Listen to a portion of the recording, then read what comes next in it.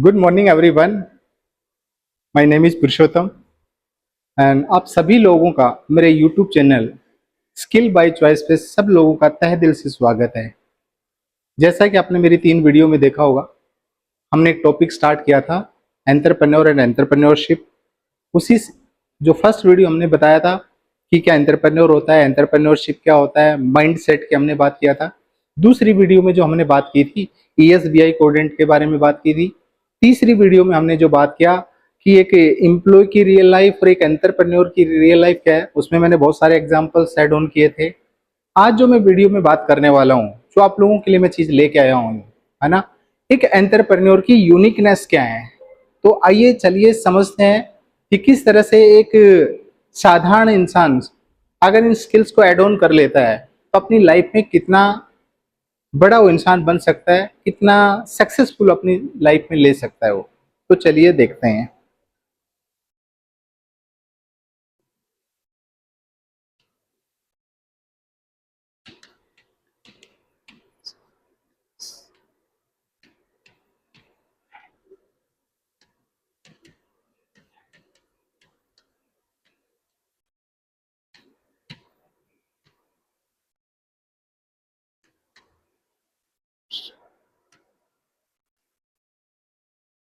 चलिए हम बात कर रहे हैं इस सीक्वेंस में कि क्या क्वालिटीज हैं, क्या करेक्टरिस्टिक्स हैं, क्या एक एंटरप्रेन्योर की यूनिकनेस है।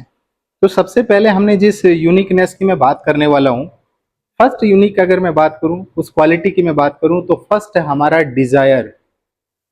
डिजायर बोले तो बर्निंग डिजायर।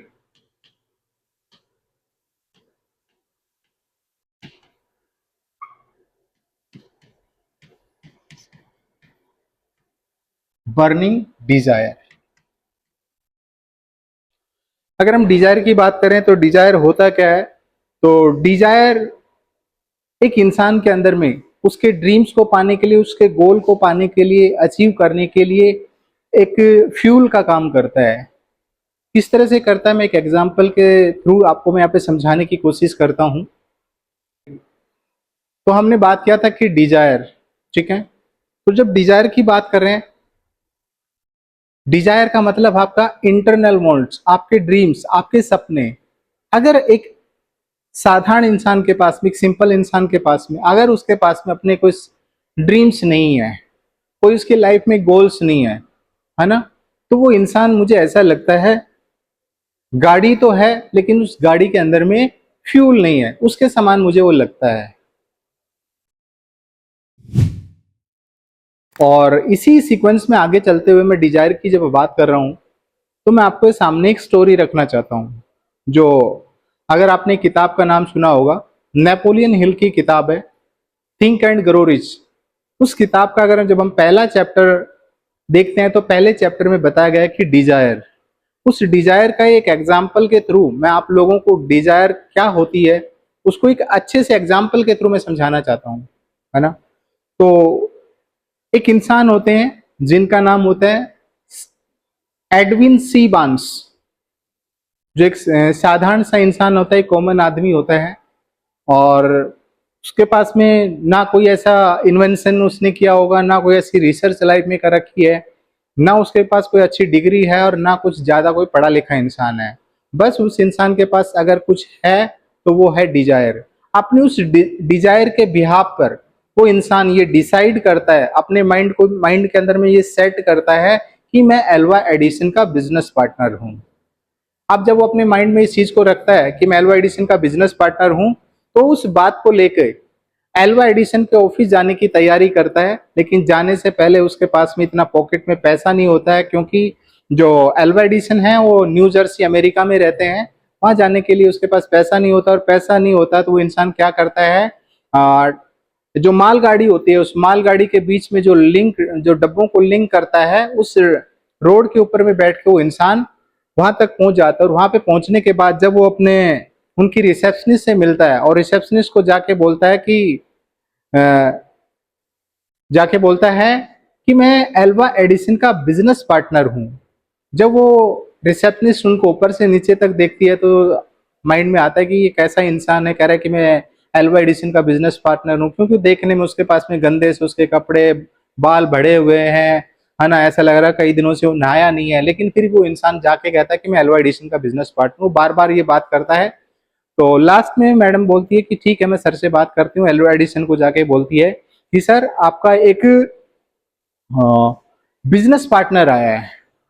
जब वो ये बात सुनता है तो वो भी सरप्राइज रह जाता है कि मेरा कौन बिजनेस पार्टनर है। तो ठीक है, वो बोलते हैं कि आप ठीक है उनको आप भेजो अंदर। तो जैसे उनको ऑफिस में एलवाइडिशन बुलाते हैं तो ऊपर से नीचे तक वो भी उनको देखते हैं, और देख के उनको ऐसा फील होता है, हो सकता है ये इंसान थोड़ा सा माइंड से डाइवर्ट हो सकता है ये थोड़ा सा परेशान हो। तो उनकी बातों को देख के बात होती है, तो उनसे बात होते टाइम उनसे एलवाइडिशन भी पूछते हैं कि भाई आपने क्या किया है। तो कह रहा है सर मैंने कुछ नहीं किया।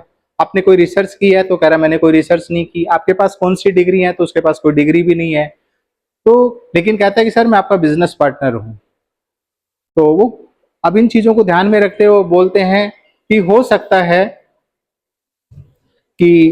हो सकता है ये इंसान परेशान है और माइंड से डिस्टर्ब है। तो उनको बोलते हैं कि भाई देख, मेरे यहाँ पे ना एक क्लीनिंग बॉय की जरूरत है, अगर आप क्लीनिंग बॉय का काम करना चाहते हैं तो मैं आपको यहाँ पे नौकरी पर रख लेता हूँ, अदरवाइज आप बिजनेस पार्टनर और ये सारी फालतू की बातों को आप छोड़ दो। ठीक है। अब वो इस अपॉर्चुनिटी को ग्रैब करता है, वो कहता है कि ठीक है सर, मैं यहाँ पे एज ए क्लीनिंग बॉय का काम करने के लिए मैं रेडी हूं, मैं तैयार हूं, मैं इस काम को मैं कर लूंगा।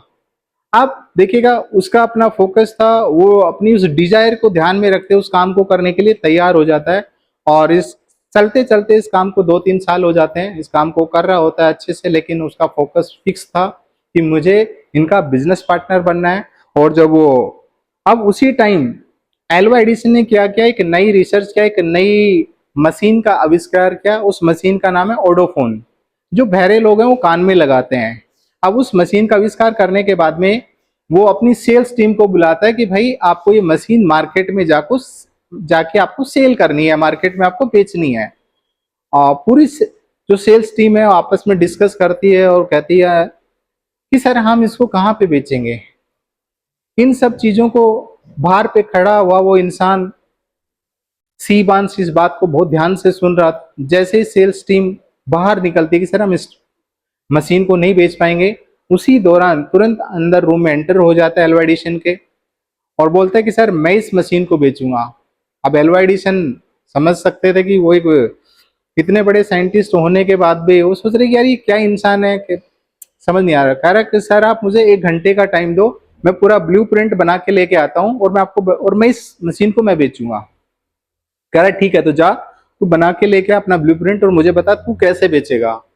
उसके बाद में 1 घंटे के बाद जब वो सामने आता है एल्वा एडिशन के और अपनी सारी चीजें वो रखता है उनके सामने कि इस तरह से मैं इस काम को करूंगा। और तो अगले 10 साल, 10 से 15 साल वो इंसान एल्वा एडिसन का बिजनेस पार्टनर बना रहता है। तो मैं ये कहना चाह रहा हूं यहाँ पे एक मैसेज स्टोरी के माध्यम से देना चाहता हूं, अगर आपकी डिजायर मजबूत है, अगर आपकी डिजायर बर्निंग है तो आपको जिंदगी में कामयाब होने से कोई नहीं रोक सकता। तो एक एंटरप्रेन्योर बनने से पहले आपके पास में वो बर्निंग डिजायर होना बहुत जरूरी है। तो इस स्टोरी के माध्यम से मैं आपको आई थिंक समझा पाया कि डिजायर क्या होता है। तो ये डिजायर का मैं एक एग्जांपल देके मैंने आपको समझाया। दोस्तों थैंक यू सो मच। आज हम अपनी कुछ यूनिकनेस एक एंटरप्रेन्योर की मैंने आप लोगों के सामने रखी है, और अभी ये कंप्लीट नहीं हुए, कुछ को हम नेक्स्ट वीडियो में कंप्लीट करेंगे। तो इतना सब वीडियो देखने के लिए आपका तहे दिल से शुक्रगुजार है। Thank you so much everyone.